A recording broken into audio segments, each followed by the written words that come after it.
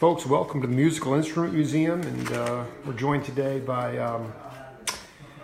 a legendary horn player and a guy who's still doing it, Doc Kupka. Welcome to the Jake Feinberg Show. How are you, Doc? I'm good. Can you talk to the audience about, you told me originally that the word jazz intimidated you. Why did it intimidate you, and why does it not intimidate you now? Well, originally it did because of like bebop lines, something I couldn't do, I didn't understand, and I couldn't do, and improvisation is something I've never been good at, and that's what jazz is about. But I have a much better understanding of the jazz chord changes, and as I say, I do what I do, and I don't let it bother me, and a lot of people consider us a jazz band. Jazz R&B band, and I'm good with it now. Let me ask you though, when you say bebop lines, were you talking about like Sonny Stitt? Who were you listening to that used to turn you around and say, I can't do that? Well, just any of the fast lines that go all over the place in all kind of different keys. I just couldn't relate to it. Explain to the audience how you and Emilio both don't consider yourselves improvisers, really, and how you were able to create original groove tunes when neither of you are really monster improvisers. I mean, you just admitted it. Emilio told me the same thing. He doesn't want people to invite him up on the bandstand. He's like, I don't want to embarrass myself. Well, so I can write lyrics, and I know grooves. So, and Emilio's very good with the grooves, and I'm very good with lyrics and song ideas and stuff. So I was able to take that talent and turn it into a good songwriting career. But in terms of as a leadership, I was transcribing something and Emilio said, when you guys first started doing stuff, he was turning the rhythms around on pop tunes, changing the rhythms, changing the tempos, and then working the grooves out with his brother and you. And you said, I think this is really cool, but why don't we write our own tunes? That was a cathartic thing. I mean, that was a pretty revelatory thing. I mean, you guys were putting your own accent on pop tunes, but can you talk about ultimately writing your own tunes? Well, back then we were, I was doing the hits of the day, and Emilio tended to like, non-big hits, but great songs off the radio, and right.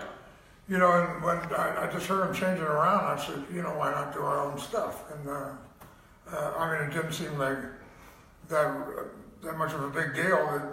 Let's try it. We did, and it worked out. You told me in our first interview on the radio, Willing to Learn, you guys were up in Canada, some Western Canadian town, drinking Scotch whiskey, and you wrote that tune. Can you share another anecdote? Maybe the one about you guys were listening to Curtis Mayfield, This Is My Country?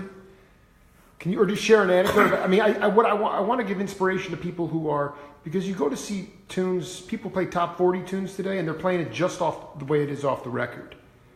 You guys weren't doing that before you started to write original tunes. So I'm just trying to, can you share another example of a tune like Willing to Learn? Well, What Is Hip, we played a gig with Wayne Cochran and the CC Riders back in the early 70s. Right around the time they had Who's Cutting Into My Groove come out. And I was talking to him, and I said, oh boy, that sounds really hip. And he said, I don't want to sound hip because what's hip today might become passé. So it was actually Wayne, who just passed away. He did pass, that's right. Yeah, just very shortly ago. He didn't, I already had the concept of what is hip, but that conversation with him really got that song going, and I give him credit for that. Can you talk a little bit about the legacy in your mind of Bill Graham?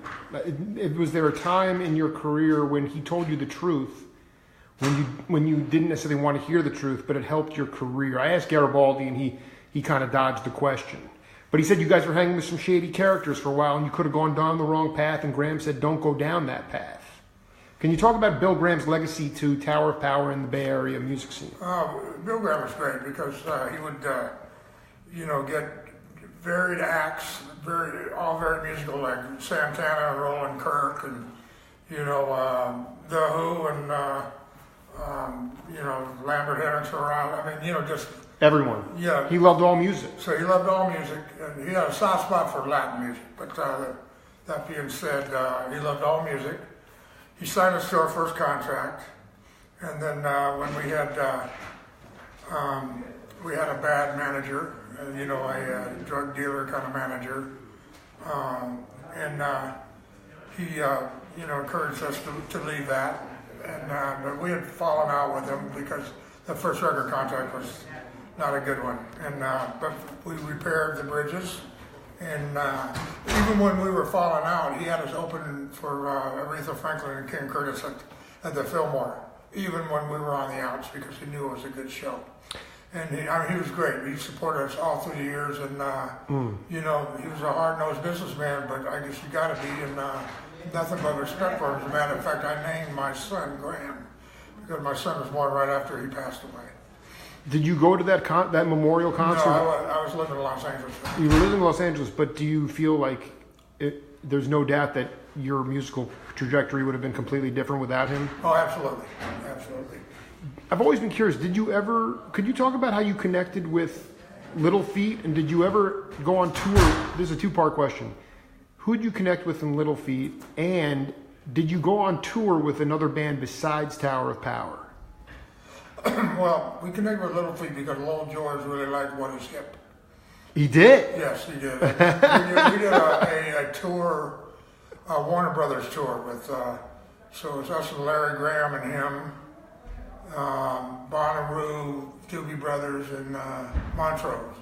So three of us, I guess it was us, Little Feat, and I guess Bonnaroo, I can't remember but who the third one was. But we do every other night all over Europe. It was very successful. And so that's how that happened. We did a whole tour with Creedence Clearwater because their drummer liked Dave a lot back then in the early 70s. We did a bunch of stuff with... I'm sorry, Garibaldi was drumming for you at the time? No, Garibaldi was... Their drummer was a fan of David Garibaldi, so Doug Clifford was a fan of David Garibaldi. I dig. So he set that up. So we did a whole tour with them. And we did a bunch of stuff with Santana back in the early days. And Did you go on tour with another band, though? Did you go on tour with Little Feat? Yeah, in Europe, for that Europe tour. What was that experience like? I mean, just being in a live setting on the road and in a different group, albeit an amazing group, like Little Feat. Richie Hayward. Bradney was playing. Yeah, Little Feat was great, we became very good friends, But that was only that one, month tour, so... But we played on a couple of their albums. We'd see them around. We were good friends. What is final question for you? Do you remember this album? I've had this album and playing it, and it's absolutely insane. And it's a white jacket with a set list taped on the cover. It's called Hanson. Now Hear This on Manticore, and you're given credit for that. Does that ring a bell? It's from '73. It's the funkiest. There's no personnel listing. Seems like the band might be from Europe. I have no idea. And I look up your all music credits. I'm like, Doc is on. That doesn't ring a bell, no. But yeah. Who knows? Why would they say we played on it unless we did? So, but I imagine it wasn't through the union because they would have a record of it. Back then it was more union stuff. It's been a long time since I've done a union day, let me tell you that. What are you still learning about yourself and as a musician? And what I love most about your generation is that you guys, where mine sort of tends to think sometimes we figured everything out because of monetary success or superficial kind of things, musicians from your generation are constantly learning. What are you still learning about at this point? Well, that the business is very fickle, and but you guys are here playing double nights here. So what does that mean? You guys are. Well, it means we play well, and that means that we can draw a crowd, and when we play at a place, ordinarily we sell it out and make the promoter some money, and then we can come back. Very few shows that we don't sell out. We're playing smaller venues. It isn't like we're filling stadiums, but. So we play well. We were able to keep the career going, and just we stuck to it, and don't let the fact that we're old now affect us too bad. I mean, I certainly can't dance like I used to. I can play as good as I Oh, you do. played great, man. Before I let you go, any thoughts on Mel Martin? He was a peer of yours. Yeah, no, I sold him a berry when he was. What year was that? Probably in the early '80s, maybe, or when he played with the Beach Boys for a little while. He was, horn section with the Beach Boys. I didn't know that. Time. Mel played with the Beach Boys? He played berry for the Beach Boys for maybe it might have only been one tour, but when I lived up in the Bay Area, I'd see him around, a nice guy, and I was saddened, Doc Kupka, you got